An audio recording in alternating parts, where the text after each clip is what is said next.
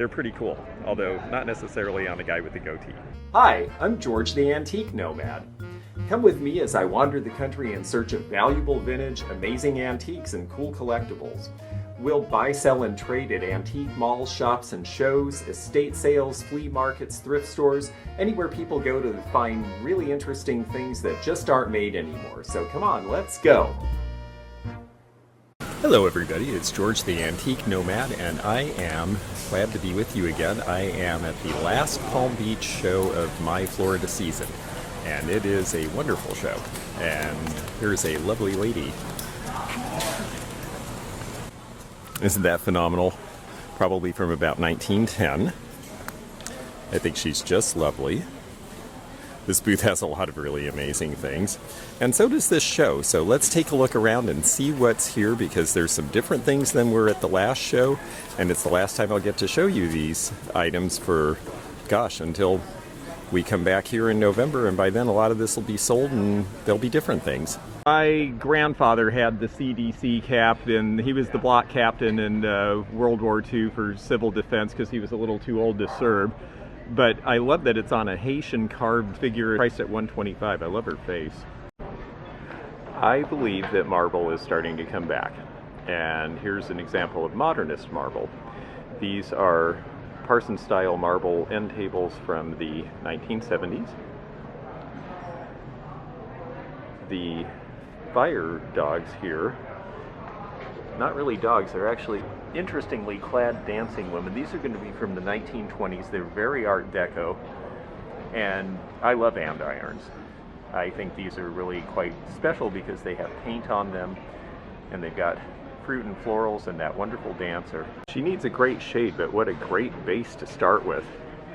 This has sort of an Orientalist aspect to it. Love that base. I believe this is etched into glass and painted on the reverse. Yes, you can feel it. That is really something pretty. Well, I look a little more windblown because I went shopping outside. On Sunday morning, I like to look around, especially when it's my last show of the season, because there's some other dealers who it's their last show as well. And some of them give some really great discounts. So I want to show you what I just bought. All of this I got from one space. And I thought the prices were pretty good to begin with, and then they were half, and I just said, oh yes, I'll take it all. So this is a Fenton piece. The little pinch top is a little more unusual. It is the Burmese. It will glow under a black light. It was embarrassingly inexpensive, but that is because it does have some ground-in problems here. That may or may not come off.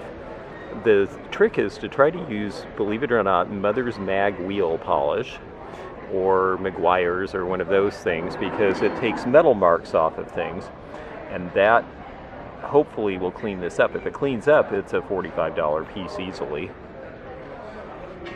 These purses, now I don't generally go for white, but we see a lot of these that are Japanese, but when you look and they're a little more finely done, they're French, and the Japanese were copying these French bags from the 1950s with all the micro beading.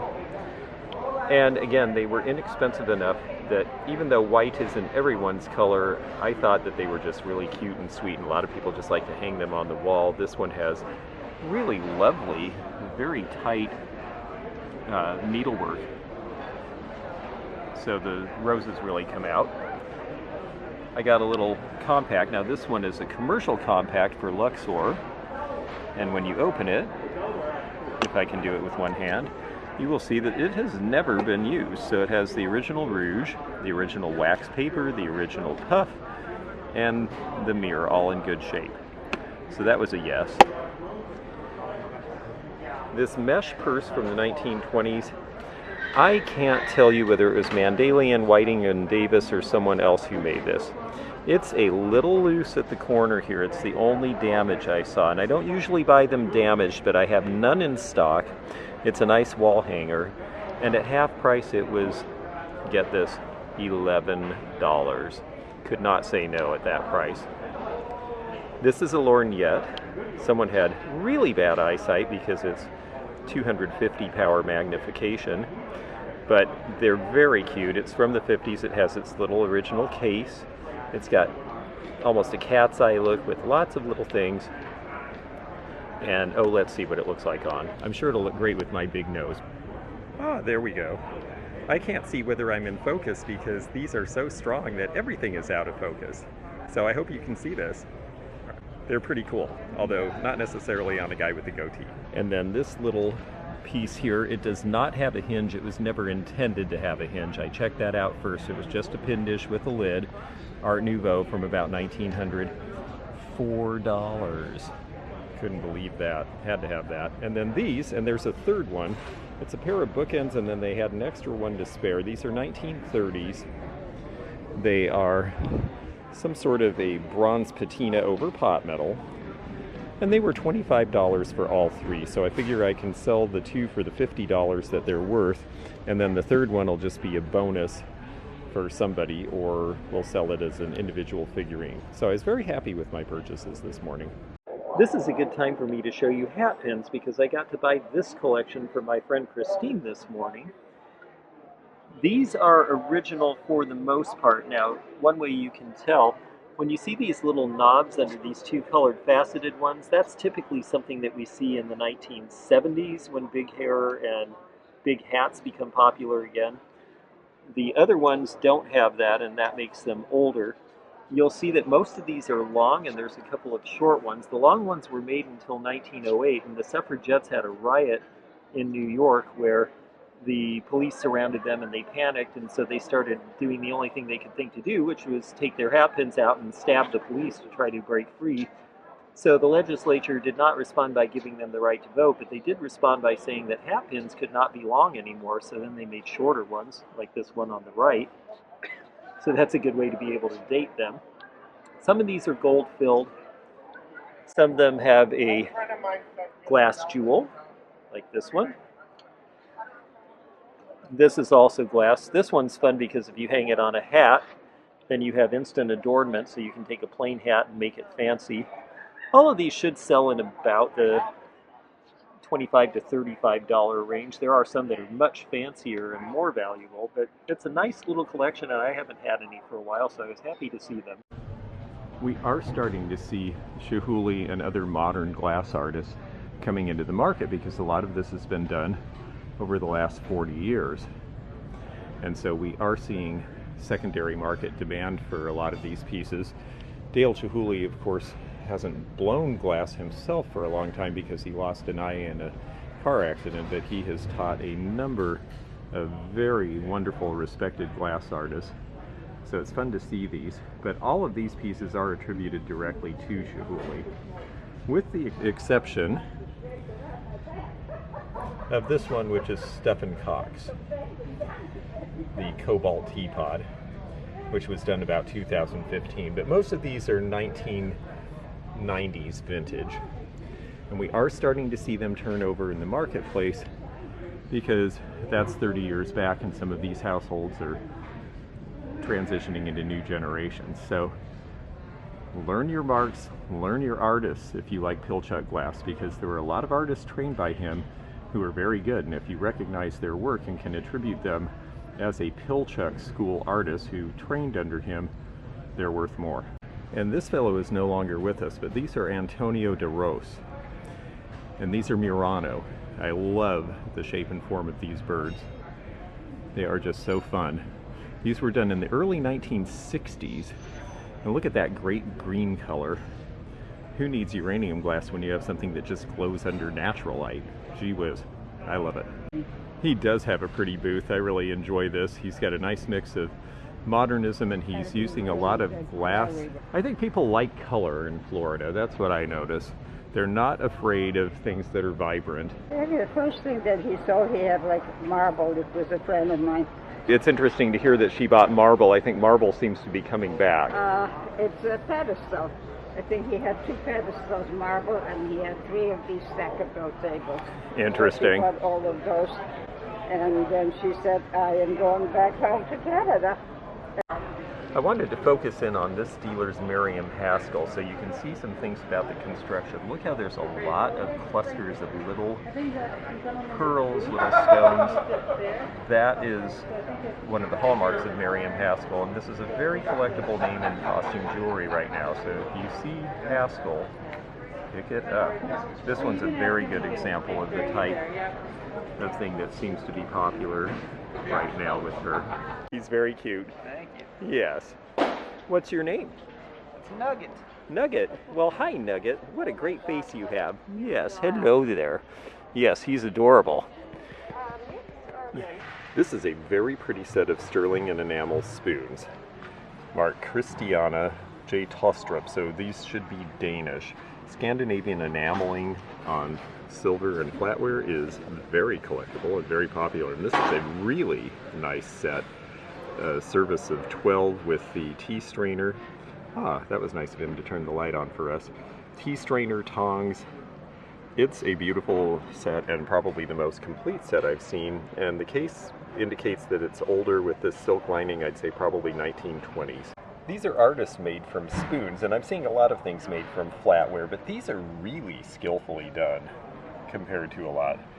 Look at the precision and the way that, unlike a lot of the things made of this, they're done in a manner that you really don't notice at first that it's made from flatware, and that's something really special. And they are artist signed. Do you think they were made here in Florida? I haven't seen them before, so... I've never seen them either, and they're really interesting. But they're very well made. And then we have a Palatnik piece. It is the largest one I've ever seen. It's a beautiful horse. You can see the signature in reverse there with the copyright in the corner.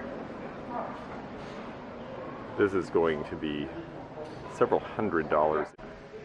This painting is interesting more for what it represents than perhaps the scene itself. This is by Eugene Rostad from 1936, but the house is what's interesting because this is the house where the novelist Thomas Wolfe lived in Brooklyn Heights. It's a connection to people who were real bibliophiles, and it's priced at $1,500. Well, I want to show you a few of the fresh things in my booth that you haven't seen before, but real quickly I wanted to take a break and ask if you would please subscribe if you haven't already, because it helps us out, and YouTube likes it, and it doesn't cost anything. If you are interested in making a donation towards the cause, you can hit the join button and find out about memberships. There are various perks and benefits depending on the level. Click the thumbs up button to like this video, and hit the bell to be notified of future videos, and we're going to see some of the stuff that is fresh to me that I brought to the show. Pretty much this side of the booth, I brought a lot more sort of fancy, frilly, and feminine than I've had this season because I had a chance to help a gal with an estate and she couldn't have a sale at her house, but she had some really neat old Victorian pieces. These are stick and ball, which you can see the name stick and ball is appropriate because in addition to the bentwood, there's the stick and ball motif. This was popular in the 1880s and 90s. This one's a fire screen and the other is a three-piece dressing screen, or three-panel. We also have these old stick frames. People like these to use. This one actually has its original picture, which is a memorial to Mother. Hi there, let us know if we can help you at all. Thank you. The cake stand here, this is old pattern glass, so this is going to date back to about 1900, and I'll take the Fenton shoe off. It's got a neat pattern to it. The idea behind pattern glass was to have big reflective patterns because people still had pretty dim light, if any electric light in homes. So you needed the light to bounce around. This is a Czechoslovakian perfume. It may be hard to see, but on the bottom there's an oval etch that, if I just get it right in the light, I can see it. I'm not sure you can, that says made in Czechoslovakia. A lot of these don't have a mark that you can see. This little three-handled cup is just cute. It's got an English silver, sterling silver collar on it.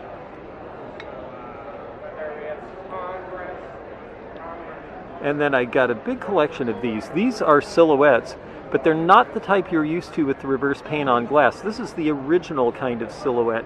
These are cut paper.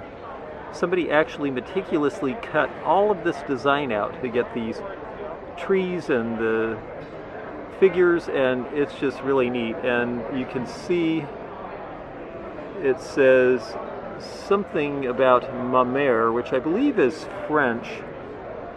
I believe Jack Kerouac, whose mother was Quebecois, would refer to her as ma mère.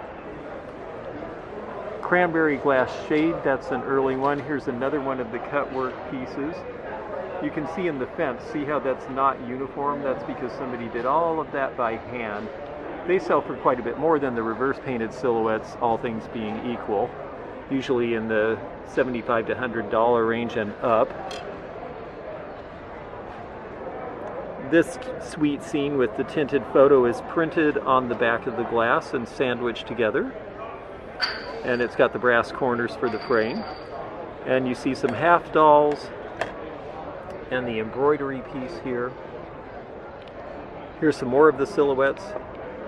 This one looks like Pan. More scenic. And another scene with the woman and the daughter. So these are fun and a nice collection. She also liked Godey prints. So she has the dresser box from the 1930s, but then also the original Godeys from the 1860s and 70s. They were the French fashion prints.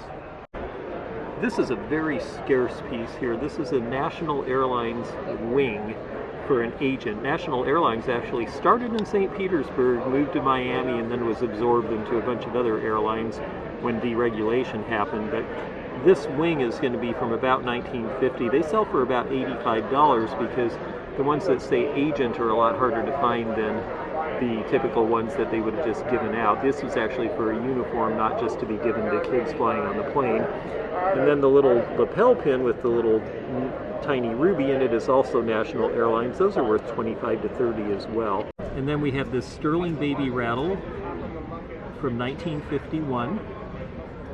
Those are valued in the $45 to $85 range pretty typically now. I don't have electricity here to show, but I just got this on the way here. It's really cool. It's a TV lamp, it's copper.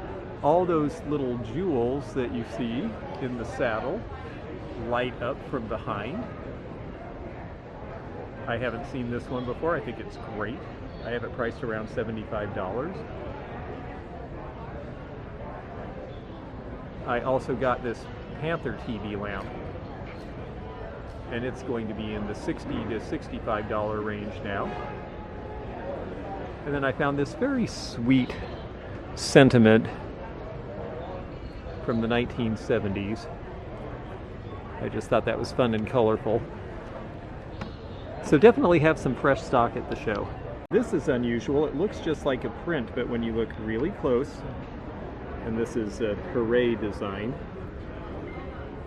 these are fabric. This is all sewn together as a scene. It's similar to what they called Stevengraphs, which were the first to do this in England in the 1800s. But I believe this one is French. It has a little tag on it that says it is not reframed, original. You can see that this was framed in Long Island. So somebody who was on the tour in France brought this and then had it framed when they came back, about 1900, I would say, maybe 1910 looking at the label.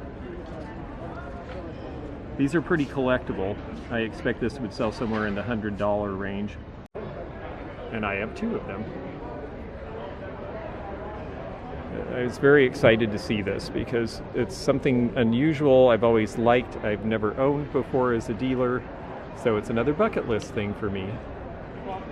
And then this is a nice little oak spice chest with the cut work, a little more unusual than the plain ones that we typically see from about 1900.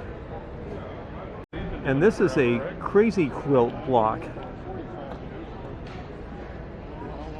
The most recent date on it is 1920, so that's when you have to date these, but some of these pieces, and I always think these are really fun with crazy quilts, when they would take ribbons. So this ribbon was from a National Guard encampment in 1884. They practiced their stitchery on some of them. They'd sew in a horseshoe for luck, a fan because that aesthetic design was popular at the time. Here's the original quilter's initials. Now you'll notice some of the silk panels are fine and some are not. We started paying China not by the yard, but by weight, because we thought we'd get a better deal. Well, they weren't dumb, so they put a chemical in the silk to make it heavier, and that is the reason that silks made in that early 1900s era are falling apart, and there's nothing you can do about it. You have to restore it with something else that won't fall apart. 1920, Jean must have helped. Paul and Vivian must have helped. Here's some neat patriotic design. They would just keep all their old scraps for years and years, and then when they felt motivated, they'd sew them together into a quilt. And this one had a lot of memories for someone. BPO Elks first annual picnic in 1900 in Dixon, Illinois. That's where Ronald Reagan was born. 1896 manufacturer's ribbon. This was sewn in 1883. So these are really a lot of people's memories, and while it's a shame that this has left its original family, the fact that we get to enjoy it now is great. And this will eventually hopefully be sewn with a wider border and made into something that someone can hang on the wall or put on a bed and enjoy. These folks playing polo, that's something different. This dealer specializes in European linen, and she's been going to Europe for most of her life, apparently, once a year. These are flax homespun woven bags, mostly from farms in Europe, stamped with information about where the things were coming from. People love this sort of stuff, especially if you're doing farmhouse decor. This is something you can buy that is original and vintage and antique to use to make curtains, pillows, all sorts of things. Michelle Mancini, who wrote the book, and she said, I said, why can't they do all the wonderful weaves and colorways? She said it's just cost prohibitive. Ah, okay. So how do you tell the difference between the reproductions and the old bark cloth that you have? The colors are dead colors. They're alkaline as opposed to vat dyes. Oh, and right. The vat dyes change through the years, too, sometimes into a color that's more wonderful. The weight is not the same. They don't do all the weaves either. Oh, I see. Okay, so it just feels wrong. Yeah, the colors are not feels quite wrong. right. Just like an old shirt like yours versus a new shirt, where everything today is polyester. There's some. You'll feel just a little bit of that sort of slick feel of exactly. synthetic. So this is great to see so much bark cloth that's original in one place. I actually wrote a book on bark cloth for Schiffer. Did you? Oh, I wrote a book on treasure craft pottery for Schiffer. Oh, interesting. Yeah. I bet I've seen that. Small before. world. That's neat. Yeah. Oh my gosh. Yeah, you have wonderful things, and it's so neat to have. It's a specialty, but it's a whole lot of things within a specialty. All the chenille blankets are great. Yes, they are. Well, I had Florida's only been to a fabric store for 23 years, and then a distillery bought the building I was housed in 3 years ago. And I always traveled and did shows. And because my sisters are all still in Oregon, I did one cross-country run. I did Sun Valley, Idaho, Jacksonville, Wyoming. Right. Sisters, Oregon. Sisters, yeah, those are all the kind of shows you should be in for the type of thing you're doing. I did Portland for many years. And these are great. These are various flour sacks and a wrath bag for ham. Yeah, those were I call them farm folk art. Farm folk art, Yeah, yes, those were absolutely. American, little feed sacks, and I love good graphics. Oh, I do too. And I just imagine that with all the interest in farmhouse decor right now, that you're probably doing very well with this sort of thing, although I'm sure you always have. Right, exactly. Finding original ones that are clean and in good condition. A few years back, the Midwest went underwater. Right. And so I think a lot was lost. Yes. And it is still okay to sleep with Dr. Seuss. There may be some books that the Seuss Trust is no longer going to print, but this is not one of them. And his drawings are really cute. Here's something really interesting. This is Rockingham pottery, or the English equivalent, 19th century. And the purpose of this, see the ledge here? They would have originally been in a pair, and these were window rests. Original sash windows did not have counterweights. Took them a while to figure that out. So they sell for about $165 on eBay. This one's priced at $55 for a single. So this dealer's got something I haven't seen. I've seen a lot of enamelware, and he hadn't seen this before either. He's been a dealer a long time too. These were done as some sort of a giveaway, probably during the Depression, because that's when premiums really start being a thing. New Freedom, Pennsylvania, super fine Pennsylvania canned vegetables. Okay, so the product doesn't sound exciting, but the graphics are really cool, and they're priced about $55. I wanted to show you a couple of other really beautiful pieces of silver. These are, the first one here, these are children's dishes, and you can see this one was monogrammed. And look at all the characters and the animals and everything on the outside. It's just beautiful. They get the most amazing stuff. I've shown you a few things of theirs at the last couple of shows. And then this one is a child's ABC plate, and you can see that on the rim. So if your child is born with a silver spoon, well, then they can use it in one of those. This is a lovely piece here that she's holding up for us, and this is Kirk and Sons, I believe. Is that right? Yes. And it looks like it dates to about 1895. Look at the beautiful scenery on that. Kirk made such nice things. Thank you. And then these are porringers. In porringers, you see one with an elephant handle here that I'll show you underneath. Oh, thank you. That's very kind. Look at the elephant handle. Isn't that neat? A porringer is a handled bowl used for soups and stews and the like. And that is just magnificent. I have never seen an elephant handle on one like that before. A rabbit on it. Yes, just in time for Easter, the rabbit handle. Such a cute piece. And these are priced, it appears, in the $275 to $300 range approximately. This is a little more. The Kirk is a little more because it's Kirk, I'm sure. Yeah, it's $18.95.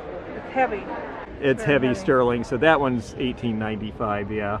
But they did such wonderful work. And then this one is $210 with the open handle. Well, my friend Phil, my friend Dave, and I are all going to have a celebratory toast to the season and say goodbye for now. This is George the Antique Nomad from the West Palm Beach Antique Show, and we'll see you somewhere else down the road soon. Cheers. Thanks for joining me again in the fun and fascinating antique community here where online meets the real world. Please click the subscribe button below, click the bell to be notified when new videos upload, leave a comment below, and hit thumbs up to like this video. Links to our online social media daily posts and our items for sale are in the description. This is George at the Antique Nomad. Bye for now.